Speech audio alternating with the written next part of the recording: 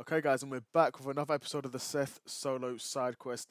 I'm Seth from the Loner Solo Podcast, and this is episode 59 of my side quest. In this episode, we're going to be talking about the reported move of Hamzah Sheeraz up to super middleweight. Now, Hamzah Sheeraz is a boxer that to be fair, I've not heard a huge amount from early on in his career. My first time watching Hamzah Sheeraz box was when he fought um, Carlos Adames in the Riyadh season card in February for the WBC middleweight title. Um, in a fight that was a split draw. In my opinion, Adames got robbed. Adames should have won that fight and should be very annoyed that he didn't.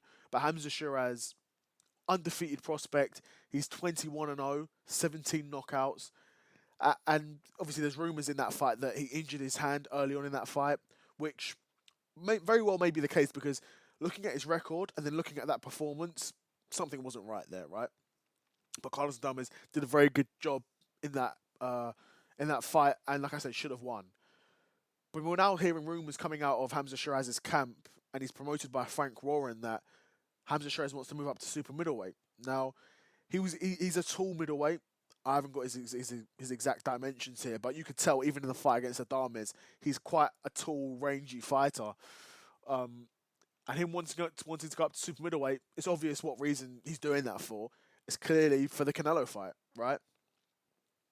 If Hamzah Sheeraz can keep his unbeaten record, if he could even maybe pick up a title at super middleweight, won't be easy, but if he can pick up a title at super middleweight, that Canelo fight's on the table.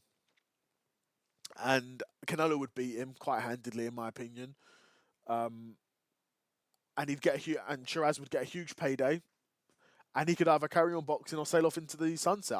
I would sail off if I've got a huge payday like that and I just got my ass beat by Canelo, which is what would happen to Shiraz.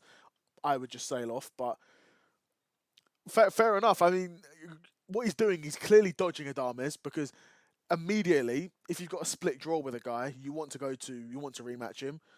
So if that fight never happens, we know why. It's because he's ducking Adames, right? And he doesn't want that smoke. He wants to go up to super middleweight, not start again completely because he's got the 21-0 record with 17 knockouts, but go up to super middleweight, have a few easy fights, a few layups, maybe fight for a world title.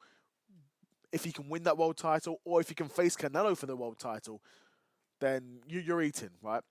Huge, serious paydays. And if you lose, you lose. You've been paid. You know what I'm saying? If you lose, bro. Like, game is game. Get that money and sail off into the sunset, right? Um, yeah, Hamzah Sheeraz is an interesting one because I know before the Adames fight, Frank Warren was keen to, at some point, get Shiraz to fight Eubank Jr. Eubank Jr. is a far bigger name than Shiraz is at the moment. Not to say Shiraz can't be a big name in the future, but Eubank Jr. in terms of the UK is one of the biggest names we've got at the moment, which is interesting because he hasn't main evented that many huge nights. Of course, the Liam Smith fights were big fights. James DeGale was big. Um, George Groves was obviously a big night. So I guess I'm talking about it. Fair enough. He has main evented on some big cards and definitely been in there and under the lights many times. But Shiraz is much younger, faster. He would beat Eubank Jr. quite handily. Don't get it twisted, especially at this point in Eubank Jr.'s career. But Shiraz is an interesting one. Like I said, him moving up to super middleweight. If he doesn't rematch Adames and moves up to super middleweight, then he's ducking him because there's no reason for that fight not to happen again unless Shiraz is ducking him. Because Adames should be furious that he got a draw.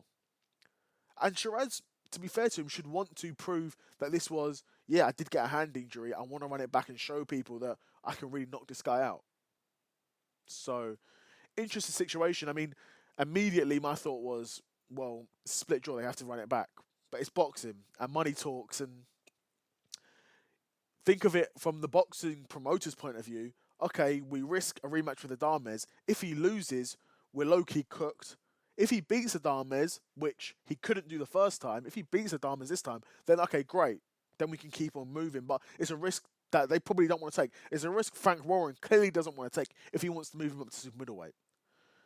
Moving up to super middleweight, like I said, a few easy fights, a few layups, get a big fight at super middleweight, hopefully win that, then get the Canelo fight, sail off. You know? But yeah, like I said, that's it from me. Be super interesting to see what's next for Hamzah Sheeraz because I'm looking at his record. He looks like a good boxer. He looks like a guy who can clearly pack a punch, but I only like basing off what I've seen of these boxers. Now, maybe it's unfair that the only fight I've seen of this guy was when he was rumoured to be injured and a draw against Carlos Adames, who in his own right is a very good boxer. And Carlos Adames showed that he's a very good boxer on that night. So yeah, that's what I like to judge it off. But Hamzah Sheeraz is still quite a young fighter, and he's still got plenty of miles in the tank, and he's got loads of time to redeem himself. Hopefully he runs it back with Adames. If not, he's up to super middleweight, and hopefully in a few years he'll be looking at that Canelo fight.